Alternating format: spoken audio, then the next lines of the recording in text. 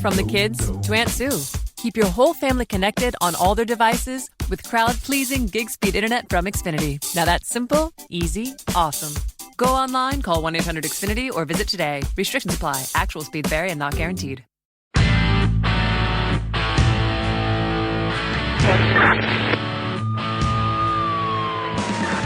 The kind of old-fashioned cop who preferred working the streets and making arrests to taking tests toward promotion. He was the closest thing New York had to a Dirty Harry. This is One Tough Podcast on the OG Podcast Network. Here's your host, Bo Dietl.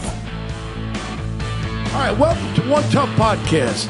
I'm joined here, like always, with Carlo. Hello. Today, we're pleased to have my good friend, who is a great attorney, used to be a prosecutor, Patrick Toscano. Pat is known for the courtroom where he brings cases that he believes in, and he produces a proper defense for people who are innocent. That's the way I got to describe you, Pat. Yep. And you get the truth out there, and it's all about the truth in all these cases. When you tell the truth, you don't have to remember what you said, you know, Pat? Yep. So right now, we're involved in a very controversial case. When I first saw this case, you called me up, Pat. Yep. And you said, Bo, I want you to get involved with this shooting. And I remember watching on TV this little officer shooting at a fleeing car. My first words to you, Pat, was, man, I really don't want to get involved with this. I remember it. We run any time. We may have 100 investigations going on. And I just said to myself, I don't want to get involved with a controversial case like this. But then when you called me over to your office, and we ran all the videos, and I had Mike Ceravola, the retired detective lieutenant, Mike Ruggiero, retired sergeant of detectives, and we went through the evidence that you showed us and the whole story. And then when we started to realize who this young officer was involved with, who he was trying to stop, and everything started coming to life when we found out the real facts about the case. And in the beginning, what made you start to help law enforcement officers? You got a reputation, Pat, of standing up for cops. Well, what happened initially, Bo, some years back? Well, first, originally my legal career, I clerked for a judge coming out of law school, and then I was an assistant Essex County prosecutor for about 2-3 years. I went into private practice thereafter, and a close friend of mine years later, a very close friend of mine, he's like a brother to me, State Senator Kevin O'Toole at the time. I know Kevin. He's talk about pro-law enforcement. Yeah. O'Toole is second to none. So he asked me if I'd be interested in going back to the office as first assistant Essex County prosecutor, which you're running the office day to day, which we did. We did a couple of years, and while we were doing that, we forged very strong relationships with law enforcement officers. Luckily, I was very lucky. They followed us. We went into private practice, and they followed me into private practice. And anytime any of them got jammed up, and a lot of them, especially the Newark guys, they would give me a call. We would give them some advice, and it just grew. It started growing years ago, opened up our own firm there in Little Caldwell, New Jersey, about 13 years ago, family-run place, and it's just exploded. So that's what started it all. Did you ever take a case on where you realized the cop was really guilty of the charges that were brought against him? Yep. Sure have, numerous times. Right. I mean, then you'll give a proper defense, but you can only go so far. Like I always bring up, we were very fortunate to bring on board the Law Enforcement Defense Fund. What's it called? Law Enforcement Legal Defense Fund. Bo, that came out of nowhere, and I think, sometimes you don't pat yourself on the back enough. And I've known you for a long time, and I think you getting involved in this case definitely triggered their interest in it. There's no question in my mind, because it's just very, very fortuitous that once you got involved, 24 hours later, I got a call from them. Now, Carlo, you got to understand, this is a group that put money up for the defense, for attorneys, investigators, whatever.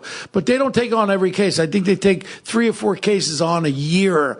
So they look at them and they weigh them out to see if they want. Like I brought up right away, the Carolina cop shooting a guy in the back 7 or 8 times. I says, you wouldn't defend a guy like that. I mean, I can't defend a guy like I was on Fox as a contributor.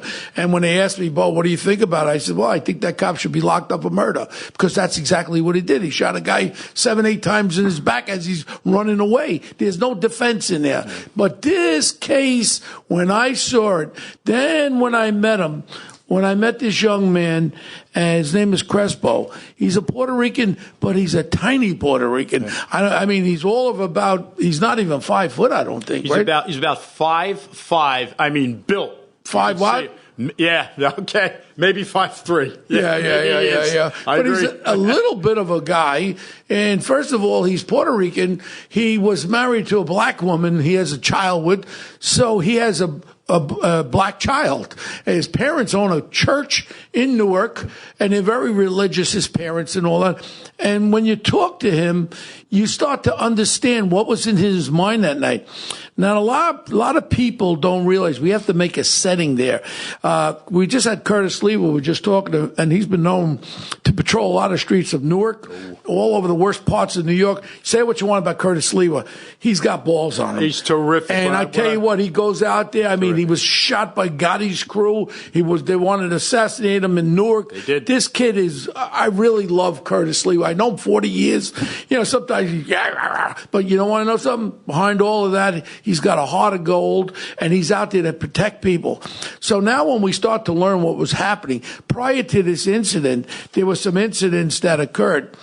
There were shootings all over. See, Bo, this is key what you're mentioning. And you looked into this, very thoroughly. Well, the platform is this. Key. You're right. Yeah, because you got to put yourself into the environment of what was the head structure. Yeah. When you're a cop, probably 90% of the cops don't do crap.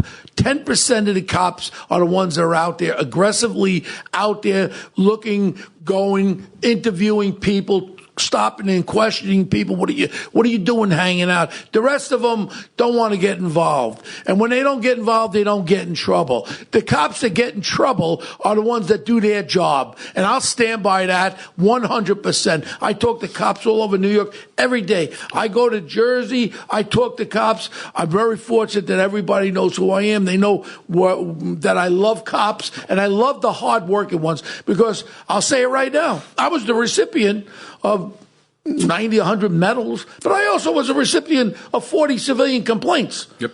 You don't take people down on robberies and shooting. One guy shot at me 5 times, drew the gun down before I could get my gun out, and he goes, "You got me." I said, "Got you." And if they had video cameras, I'd be in trouble. Well, sorry to interrupt you there, but I have to. The officer who doesn't have a disciplinary issue in his or her file is not an officer in the first instance. Right, and you know what? And they're not doing their job. You're damn straight. Because when you're locking a guy up, I had one guy who escaped out of Attica. He wasn't going back. He was up there for murder. He had a kitchen knife like 1.5 feet long. You can see right through my hand. He stabbed me through my hand. My lieutenant yelled, "Shoot him, Bo!" And I get him a headlock. Not a chokehold, a headlock, just like God. And took him down, punched him shit out of him, right? And I fought with him, wrestled my lieutenant, yelling, "Why didn't you shoot him, Bo?" I says, "You know what? I don't have to shoot. Me, as a person, I should have shot 15 of them. I was justified. One of them ended up killing a cop. And I have nightmares about I should have taken him out. The same way as Officer Crespo." Let me ask you this. If Bo Dietl is in Crespo's shoes that night, I shoot. There you go. He's pointing a gun at me. I'll shoot. Yep. I'll shoot. And it's only by the grace of God that they didn't fire shots. Now, and yesterday when we were interviewed, we had a big interview yesterday, and the one reporter asked, well, how come none of the other cops shot? Yeah, well, how come you got Crespo jumping out of the car, running up there? And I always say, if you're in the military, they have what they call a point guy. He goes out first. He's the guy that dies. Yeah. When you're a cop, you hit the door, the guy that goes in first.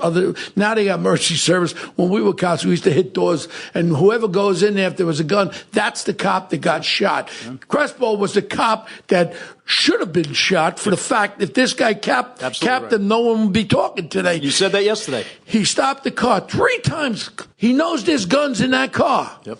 Knows there's guns. The first police officer, female, stopped this car, and you can look at the guy, and that last look in his face when I'm looking at the video from her cam, and I'm looking at his eyes, he had the same look as the guys I locked up that raped a nun in a convent back in 81.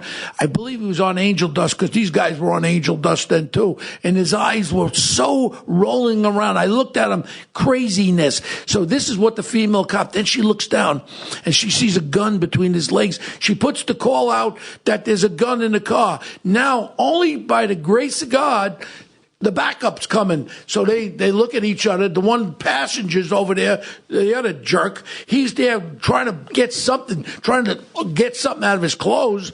We feel as though it was another gun or that gun that was found on the floor. And the next thing is, just because that backup comes, this officer's safe. Because they were contemplating. She went alone and she took that car down. She's a real hero, that one there. I tell you, there ain't too many females or males that would take that car out by themselves. With two males, I would like to have a backup. She went right at him, and she's a hero, too. She takes off, and then, they take off, and then Crespo starts the chase. Go ahead, Pat. Coming in the opposite. What happened here, Bo, and you make every point that you made here. I could take and run with, but for purposes of brevity, what they do is they then take off, and this is an issue that's come up. They're yelling, "Get in front, get in front." So when my old office, which by the way I should mention, I'm a former first assistant in the same office prosecuting Officer Crespo. When my old office, releases the dash cam video and the body worn, camera video, they hear Officer Crespo saying, "Get in front, get in front, get in front," meaning, they think it means, because they don't know, because they weren't told, cut the vehicle off. Cut the Dixon and Griffin, that's what I'll call it, vehicle off. He didn't mean that. Get in front means, in the state of New Jersey State Attorney General guidelines say that the pursuing vehicle, the first law enforcement vehicle, must be marked. So Officer Crespo is yelling properly under the guidelines, get in front, meaning get in front of the unmarked vehicle. But, the media circus that's been created here, and I've utilized that term several times, what they're saying is he's yelling and screaming, cut in front of the vehicle. It's everything's been convoluted, twisted, and turned like I've never seen in any case where I've represented a law enforcement officer in my life. So they give chase. The first time they're close enough, he gets out of the car. They take off. Now remember, Bo, this is after the initial stop. When she puts over, they have guns. Now, what's in the cop's mind, Crespo? That car has guns. No question. So he's got some balls to run up the side of that car by himself. No doubt. And then challenge him. Go ahead. No doubt. And then the second time they're able to catch up, he clearly sees the gun. This tinted window issue is, for want of a better word, a bunch of garbage. I mean, there's, whether or not the windows are tinted, we get the issue they've invented because that's what got him indicted. I saw with my own eyes on the female's cam when she first stops him. They roll the window. You can see right through. No question about it. Number two is I saw the photographs. You could see right through that car to the taillights of the other car in front. That's a bullshit issue. We can say bullshit on my podcast. So that's a bullshit issue. So let's clarify this just so the people that are listening that aren't completely familiar can understand. So the Essex County Prosecutor's Office is arguing that Officer Crespo couldn't see into the vehicle and ascertain that there was a gun there because the windows were tinted. That's right, Carlo. But it goes a little bit further because they're saying that not only couldn't he see in, all right, they're doubting whether or not the gun was ever pointed. That's what they've laid out. Okay, now what they also haven't released to the public is the fact that the surviving individual from that car, Dixon, and Bo will get into their backgrounds, the criminal backgrounds of these guys. But he's interviewed after the shooting. He's shot, but he's able to be interviewed. He says he remembers nothing about that night because he was smoking marijuana laced with PCP. All right, I think the entire night. How could they possibly then believe that he could later take the stand at any trial and say that he didn't take the weapon and point it at Crespo? He didn't know anything. He didn't know anything. Plus, he clearly pointed the gun. There's still photos that Bo and I looked at yesterday. My client is directly on top of the car. You see him looking directly in. And the door opens up at one point. So the door was opening several times. It was. And they thought that they were opening the door to fire at the police. We had a news conference yesterday, and my thing is I show emotion because I care about this kid, and I know he's looking at some severe jail time, and how they treated was disgusting. when you go to a grand jury, which I've been in grand juries many times, you leave. They told him to wait around. Yeah. It was the weekend before Memorial Day. They told him, sit over there, wait around. You don't have someone wait around. If he gets indicted, he's called up to surrender. That's what you do for any piece of garbage on the street. This is a law enforcement. They said, wait around. They put handcuffs on him. They put him in the system for almost a week. By the way, well, another good point you make, and the court rules are very clear, very specific, that you have to have a detention hearing within 48 hours. That wasn't had, and there's never to this day been given a reason for that. Did you take the case on right away, Pat? No, I did not. He had other counts. Who do you have, Stevie Wonder? That's another issue. Where was this lawyer there? The other thing is the damn union. I mean, the union. How could you let your officer go in there without representation? And they didn't bring into the grand jury the female officer that said she saw the gun in between the driver's leg, the DOA, the dead person. She saw the gun that started this whole thing. If you want to be fair about it, you put her in the grand jury. I swear that I saw a gun in between the guy's leg. It was a dark-colored gun between his leg. That's when I broadcasted over the air. They got a gun in the car. That wasn't brought out. So this way the jurors can say, wow, now you got a cop that has knowledge. There's a gun, at least one. We think there's two, and one of them got tossed. My experience out of shooting in the South Bronx, big shooting. We chased this car for about a mile and a half. No guns in the car. I call up Central. I say, Central, call emergency service, get some lights over here. They dumped these guns on the street. Sure enough, we recovered 3 guns. My point is, we've recovered, thank God, that there was still a gun in that car. Because the normalcy is they toss the damn guns. No one understands that unless you've lived and breathed this kind of stuff. This kid should be getting a medal, Crespo. He did what cops do that really care about the public. They were going down the wrong way, 60, 70 miles an hour, wrong way. What happens if there was a couple of young fellas were playing basketball and they come out of the school and they cross the street and they get whacked by that car? Don't forget the sidewalk. Everybody would have said, what? With all due respect, I'm sorry to interrupt you. Don't forget the sidewalk when he drove over the sidewalk. Over the sidewalk. So what comes into play is the thing about you can't shoot a fleeing car. But there is an exception. Officers involved in pursuit shall not fire any weapon or at a moving vehicle, nor engage in any vehicle contact action except as a last resort to prevent imminent death or serious injury to the officer or another person where deadly force would be otherwise justifiable. So now you have a car. It's going down the wrong way. You know there's guns in that car. If that car's pulled over by another cop, they could get killed. That will answer that part. It's justified. Or you the car stop that. itself is a weapon if it's going. Well, you got 2 weapons there. You got the guns that are in there, plus the vehicle that could kill other people. And certainly, now I'm going to give you a little snippet, okay, Carlo? Because this is a snippet, because he knows everything, and the people that listen don't get it. I'm going to give you a little. Before you do that, let me just say, because I have to say it, because again, this is one of those situations where you don't give yourself the days of Bo Dietl. Okay, hear me out. In the police department, the days in my old office, the days of the Kurt Schwindells, and even the Curtis Lewa, and Curtis Lewa, and the Tommy Adams, and the Julio Cavalleros, and the Mike Reheis. These guys were phenomenal with guts. They were able to do. They weren't worried when they took police actions that they might be indicted, because years ago the prosecutors, though, and this is a very critical, crucial point, the prosecutor's office backed them, supported them. They were doing their jobs. Well, nowadays it isn't like that anymore. No, if you do your job, now all of a sudden you do your job. I'll say it right out. I made hundreds of gun arrests. One was a MAC-10 machine gun. You know where I found it? The guy had it under the front seat. There was just a shooting. Yeah. And you know what? I didn't have justifiable cause to find it. Yeah. I searched that car and I found it on the front seat. You know what I had to do? I had to perjure myself and lie and say I sort of handled the freaking gun. I did that. Yep. Statute of limitations over. But what is I going to do? Let him get away with a machine gun? He just had a shooting? There's a balance of justice. The lady has a blindfold. When scales go the wrong way, you got to bring those scales up. Miranda came out. If everyone started asking for a lawyer, you'll see Miranda would be reversed, because you wouldn't get any convictions. Yeah. You wouldn't be able to talk to anybody. Look, justice is got to be equalized. And if a person's walking down the street with an illegal gun and you toss him, you pat him down, you find it, he either had the gun or he didn't have the gun.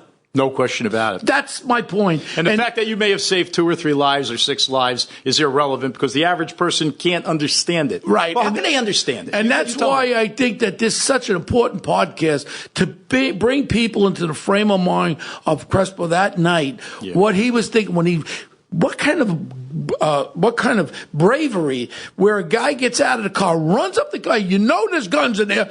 Now you got a guy pointing the gun at you, fire twice, and you run after that car again. That's not bravery.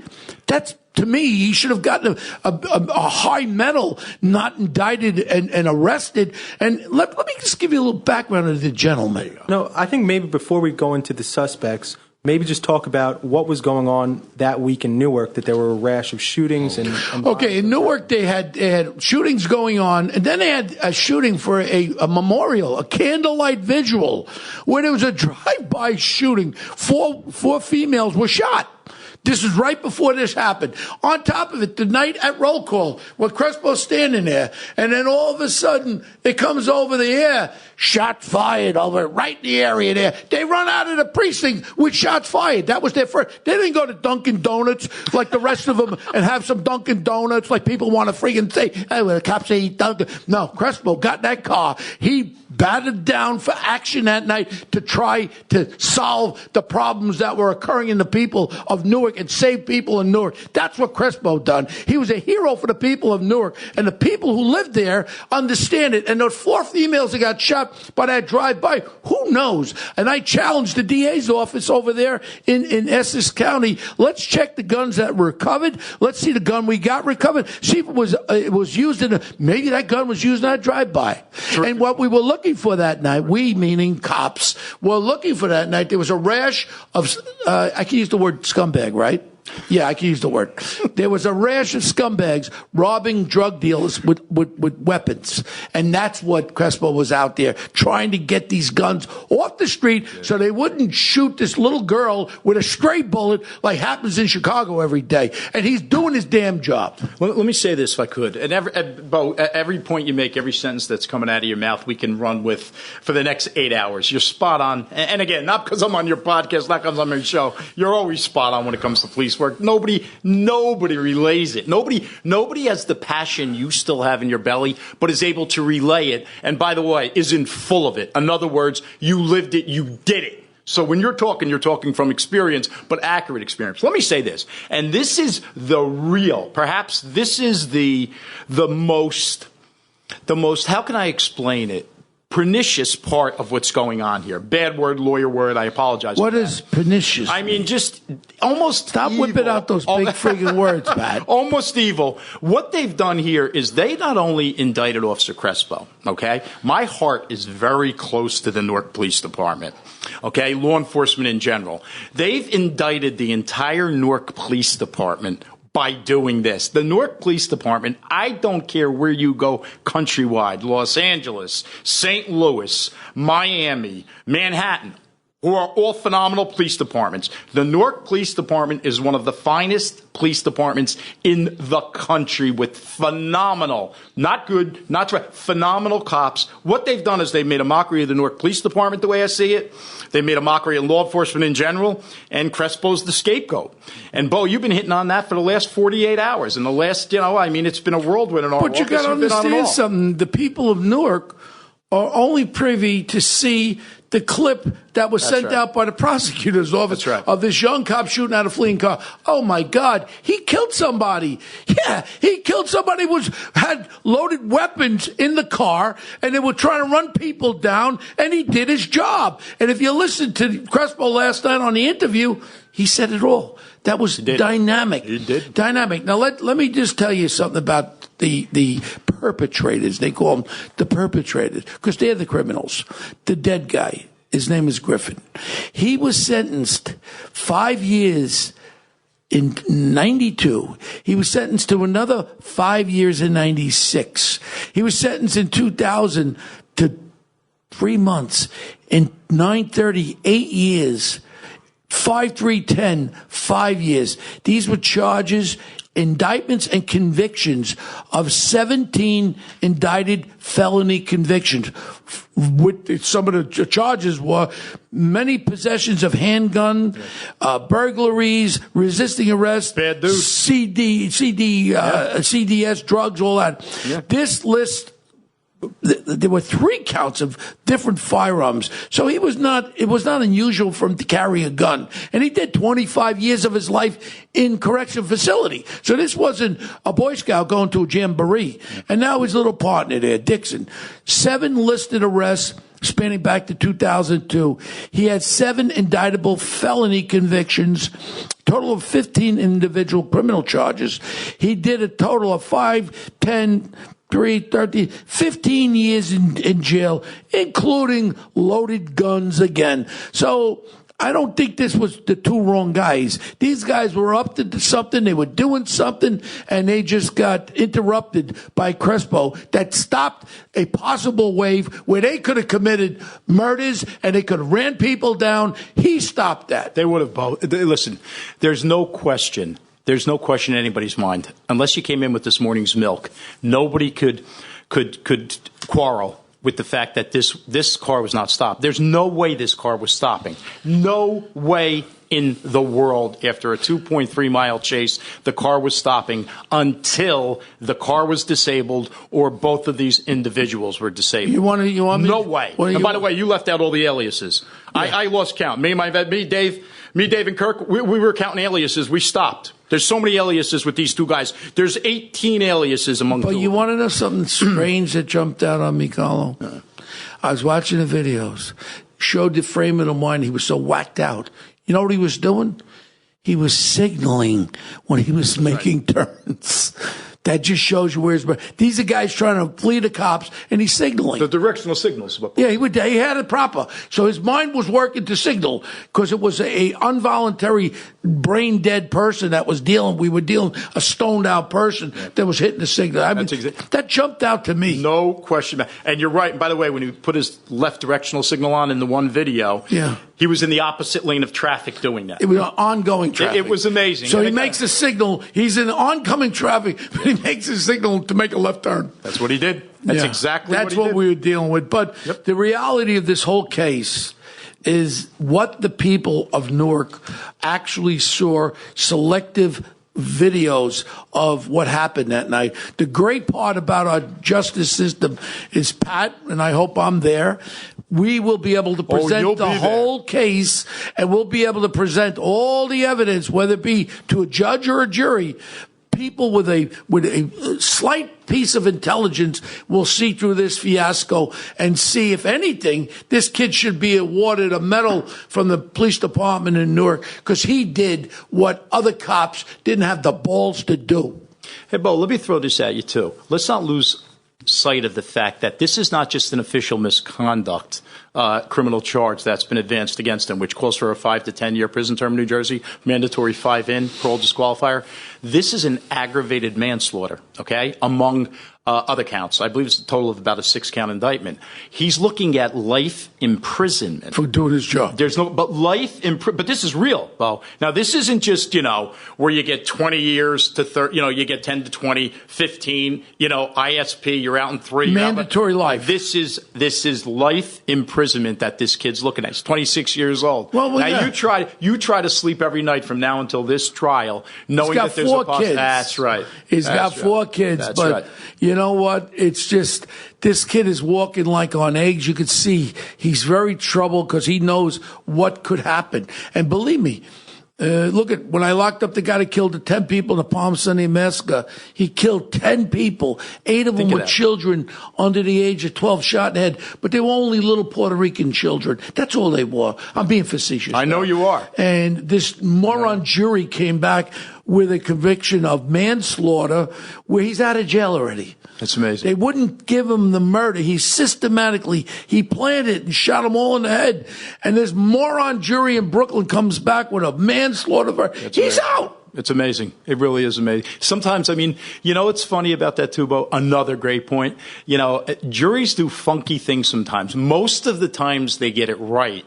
But sometimes they come out with verdicts that just don't add up at all. And, you know, quite frankly, that's where you got to make sure, you know, when you have a defense team like ours. And by the way, shout out to our defense team. Yeah. It's you know, it took me 3 weeks. A hell of a, this isn't the run-of-the-mill defense team. This is, like I said before, it's a former lieutenant in the prosecutor's office. Well, I got a lieutenant and a sergeant. These guys are the best. It's a former major in the state police. We're talking about a heavy-duty legal defense team, I think, okay, in terms of investigation with all you guys and experts. And you got the national, again, we can't make light of the fact that the Law Enforcement Legal Defense Fund out of Washington picked this case up. I mean, how emphatic was Jason for the last 48 hours about supporting Crespo? No. It was amazing. Yeah. I loved it. Yeah, you know, Carlo, he's been a prosecutor, I've been a cop detective and all that.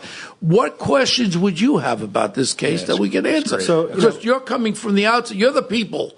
We're the prosecutor and detective. So you're the people. What, in this case, would you question? So the big question I have is, you know, the actions of the Essex County Prosecutor's Office in selectively releasing certain portions of the body cam footage and the dash cam footage, because it seems very prejudicial because they only release the portions that kind of paint Crespo in a bad light instead of painting the full picture and giving him a fair shake. And it seems like they're trying to demonize him in the court of public opinion prior to the trial. Could I answer that? Yeah, please. If you don't mind, and I'll try to do it succinctly. I won't do it in a lawyer way. You're right. And listen, objectively, right down the middle, you're right. Now, what happened here is they released certain portions. I get it under the guideline, the AG guideline. Acting prosecutor, acting attorney general, good friend of mine, John Hoffman, released this directive several years ago. They're under an obligation to do that. But when you do that, there's also a rule of professional conduct that's you have to sort of juxtapose what we call the two. You have to read them together.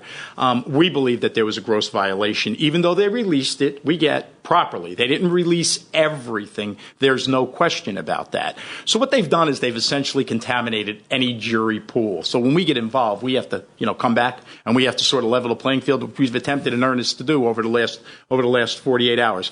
So the way they did it, I don't know, Carlo. Great question. They, even at the detention hearing, think about this, a law enforcement officer, they wanted to keep him detained until trial in jail, okay?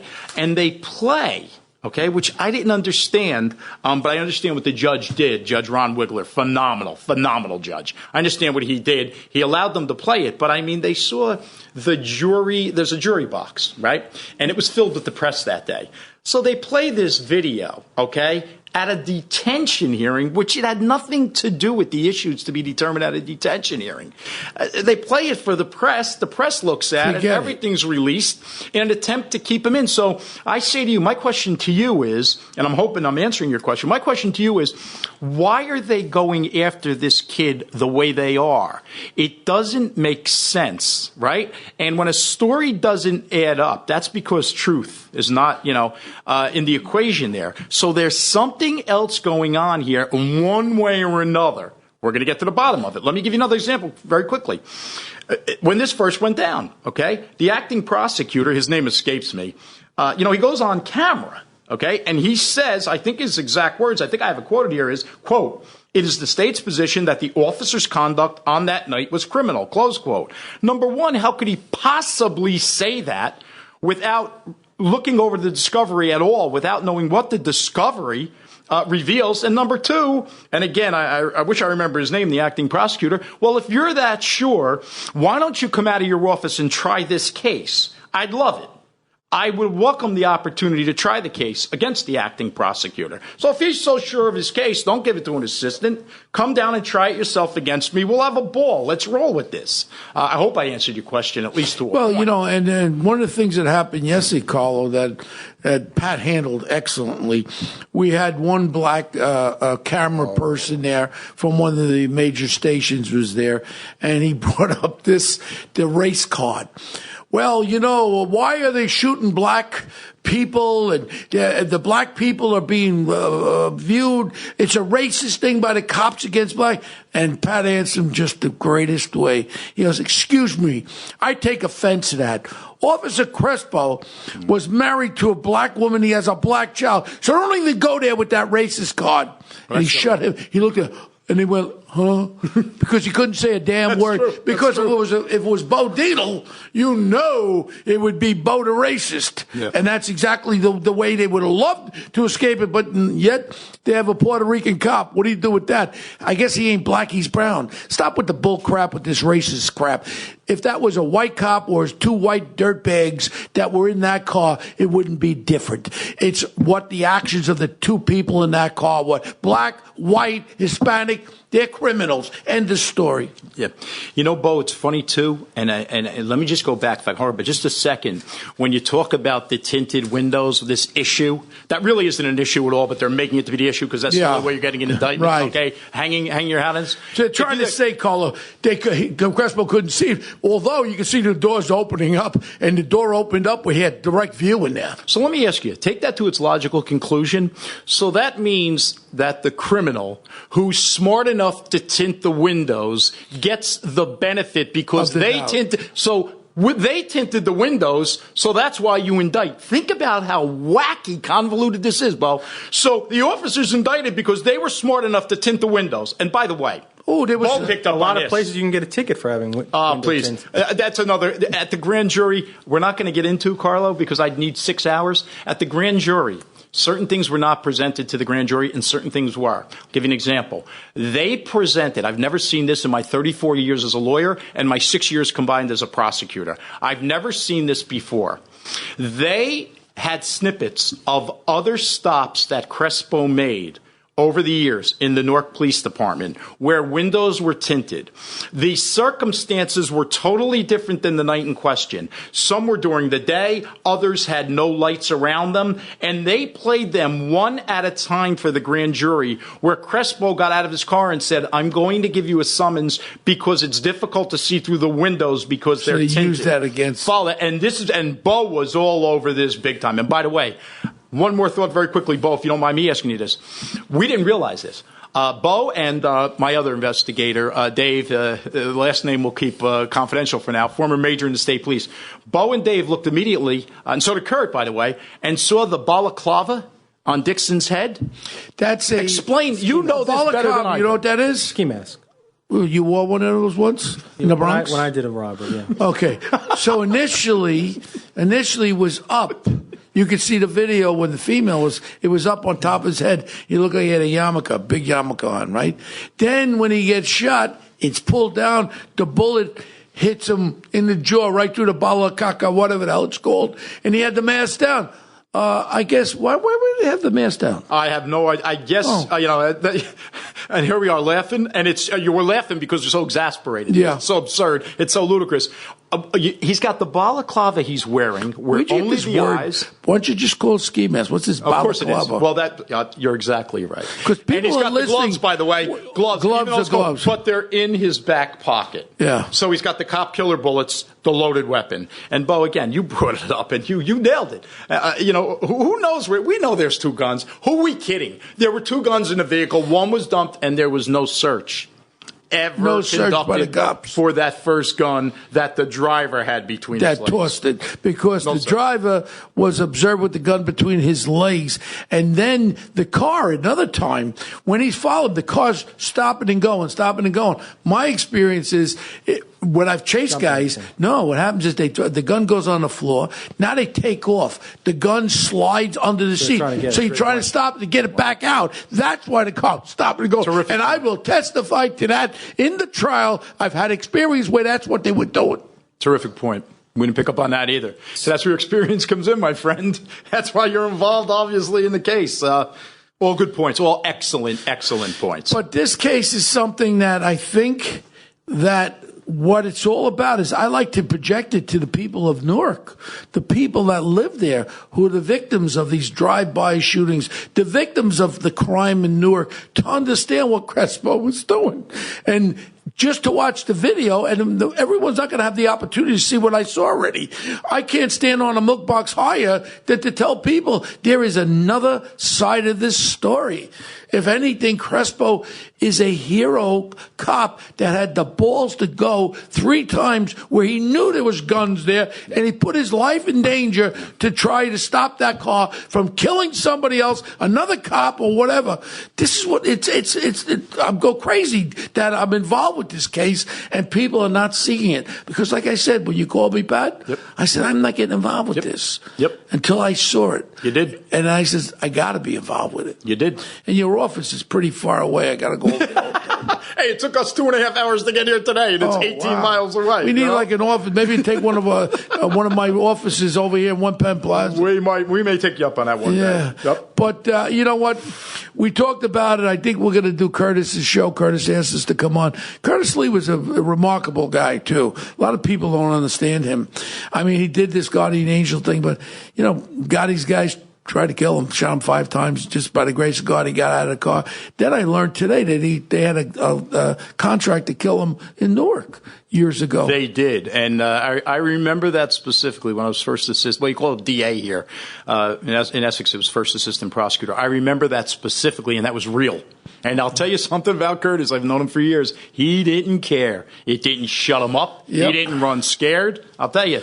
Well, he didn't run scared with John Gotti. He just kept going at him. He did. He absolutely did. And that's another story for another day. But, you know what? But we're really, really happy that he came in, Pat. And I look forward to taking this through trial and being there with you. And, you know, cases like this, when you have a really great defense, you know, you got to project it. But the whole thing is, what do you think you're going to do? Do you think you'll go with a jury or will you go with a judge? My feelings are this case is so I'd like a juror that can balance the evidence to see what we're presenting rather than to hang one juror who's just every cop's a racist.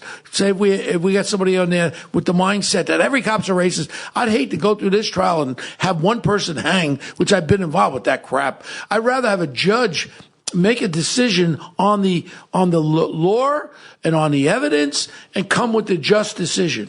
We're weighing that, Bo. And again, that's an excellent point you make. We're weighing. You could do either one. Did you know that, Carlo? Yep. In New Jersey, we're weighing that heavily. It's a little different at the state level in New Jersey. The federal level, it's not as easy to do. Let me give you an example. State court in New Jersey, the defendant has the right to waive, and it's generally allowed. But the judge, under a specific case, I think it's Dunn, State versus Dunn, the judge makes the decision, and that decision usually will not be disturbed absent. So, in other words, if our client Crespo waives the jury trial, he's going to get a bench. I honestly, I'd love a fair judge just to see what we've seen and give us the opportunity to present it. And no judge in a million years would ever. There's always a thing.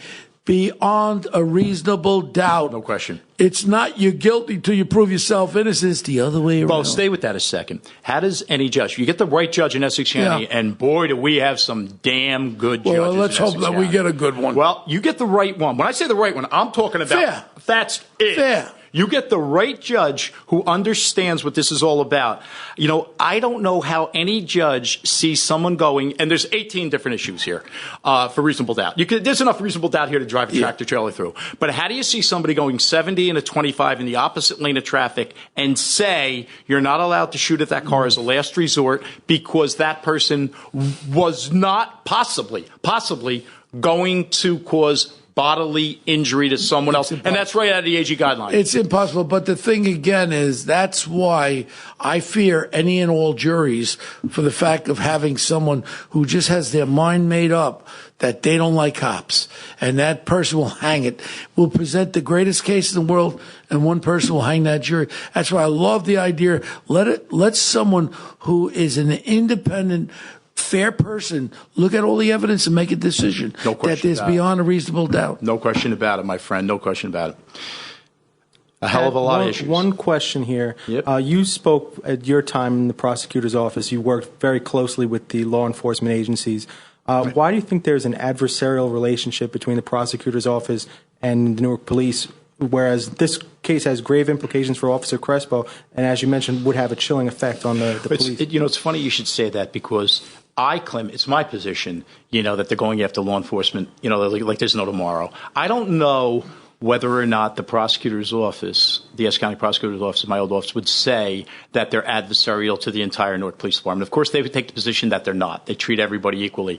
But it's awful funny because, I have a couple of members of my staff sitting right in front of me here, and all the Newark police officers that we've represented over the last, 13 years, oh my God, God knows how many, dozens and dozens and dozens, like the last 7 or 8 were from the Newark Police Department, by the way, all of which were either no-billed at the grand jury, right, or the charges were dismissed after, no-billed at the grand jury, or acquitted after trial. I don't know why it seems to me that they're going after certain Newark police officers the way they are. Now, listen, Newark, the crime rate in Newark, we get it. In Essex County, we call the Big Four, the four cities in Essex County, Newark, Irvington, Orange, and East Orange. That's where most of the crime, is concentrated. Essex County is it's a funky county, Carlo.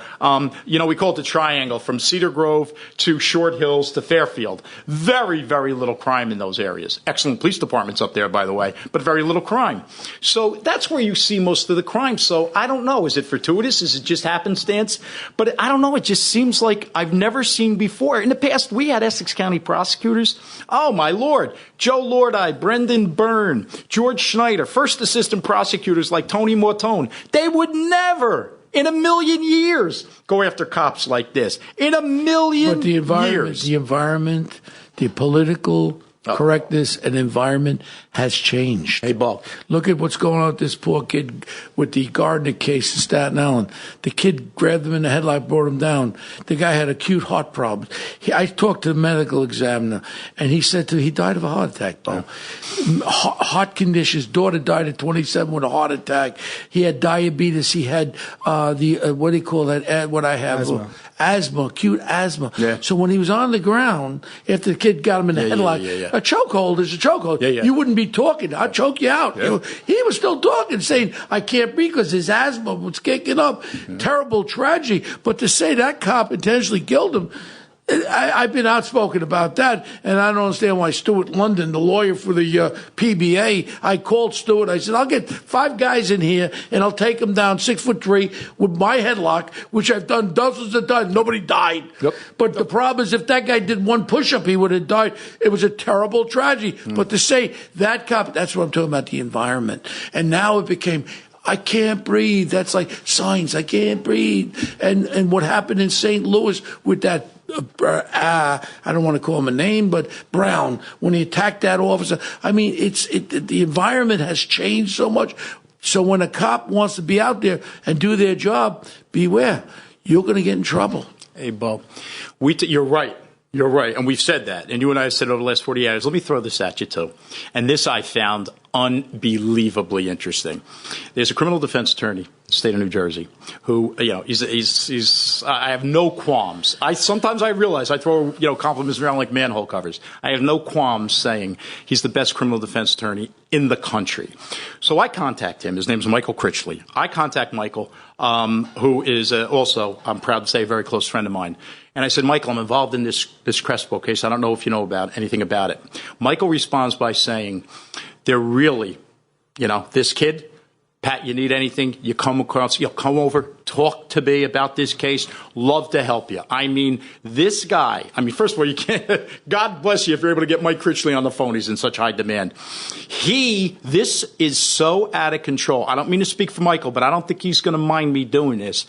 For Michael to say, man, they're really screwing this kid, okay, the way he did, I've never seen anything like it. For him to say that, for him to speak the way he has, for him to take the position here that he believes himself, and to lend his expertise to me in this case, that speaks more volume than you might think, I feel very comfortable, Pat, taking on this case with you because I know you're the captain of the ship here. I'm just the first mate, and we go in there and we'll present this the way it's supposed to be presented, whether to a judge or to a jury. Yep. I don't think there's any kind of doubt in my mind. If it's a fair jury, fair judge, this kid walks, and I hope he gets his job back. And I'll be advocate for him to get a Medal of Merit, whatever the medal is for him. Can I add to that? Another good point. Here you go again. Spot on because of your experience. Let me add to that. Let's just assume an acquittal.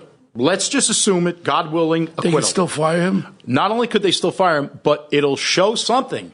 If once he's acquitted, okay, which essentially says, jury says he did nothing wrong, let's make sure he's brought right back on the job. And I think the police director in Newark now was phenomenal. Well, you know what? He's going to take him back.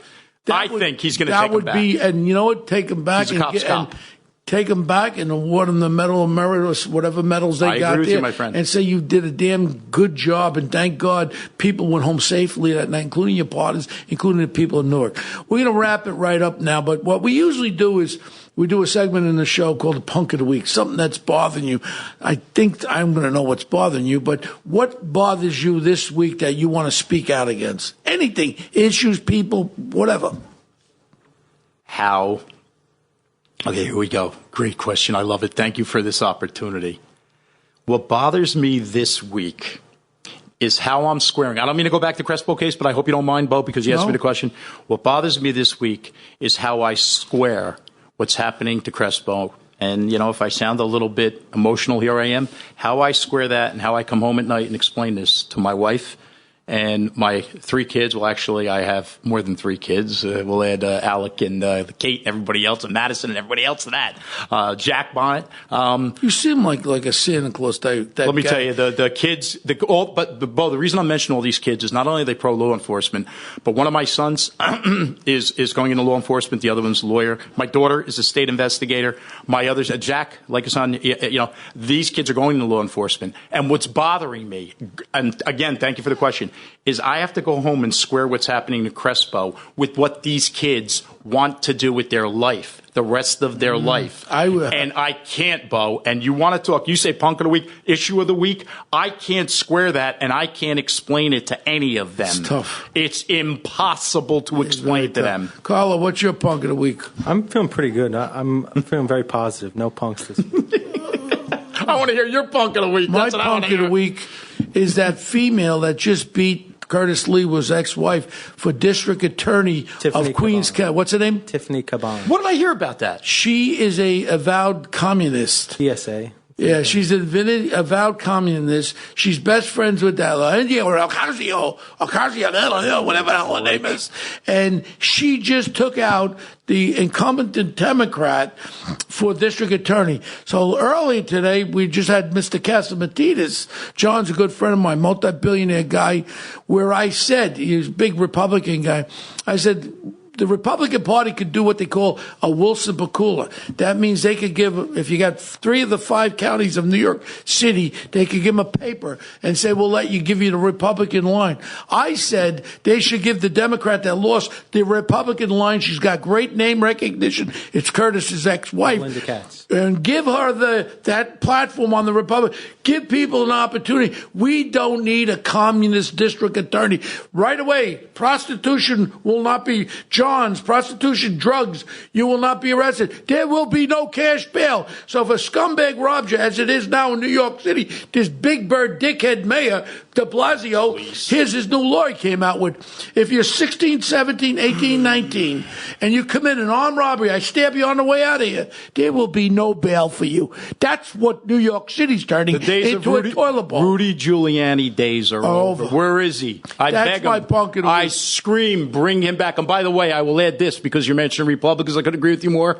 I beg you, Bo, and I'm looking at you directly, like a brother to me, Assembly Minority Leader in New Jersey, John Bramnick. Okay? Pro-law enforcement. Have him on your show. I guarantee if you ever get the time to bring him on, you will idolize the man. He's second to none. We'll get the numbers for him. Second to none. But again, how can we follow you if the people want to follow you? Have any kind of Twitters, whatever that is? I'm on the social media stuff. I believe that's a weapon of mass destruction, right? WMD. How can we follow the case and see what's going on if anyone wants to give their support to Officer Crespo? I'll tell you exactly how you do it. In our office, contact Olga Forte, Forte, in our office, and I'll give it to you straight out. OA Forte at pptlawfirm.com, 973-226-1691. What we should do is we should have Olga hook up for this one with the case name, the Crespo case, and we'll pump stuff out all the time. What's happening? Because we're going to be going to hearings and stuff, evidential hearings and all that, and we can pump it out, and then people can start.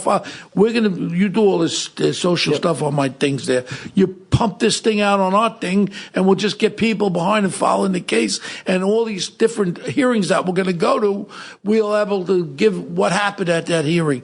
The evidence was held, this and all that, and what new developments. How about if we find out that gun that they got in the car they never tested, but it killed somebody? We could find this stuff out. That would be amazing. Yeah. So follow Olga on those, and of course my wonderful wife Nancy, will be doing all the work, all the typing and everything else. Shout out to her. She's my entire life. Without her, I'd be nothing. And Carlo, what else? How do they follow us? We'll be updating regularly on our social media. You can follow us. We're One Tough Podcast on Twitter. Bo is at Bo Deedle on Twitter and at The Real Bo Deedle on Instagram. You can email us. We're at onetoughpodcast@gmail.com. And you can find the show anywhere you find podcasts and also on the OG Podcast Network. So send us your questions. We'll keep updating you on this case, and we'll see you next week for the next show. Thank you, Pat. Thank you for coming. Thank you for having me on.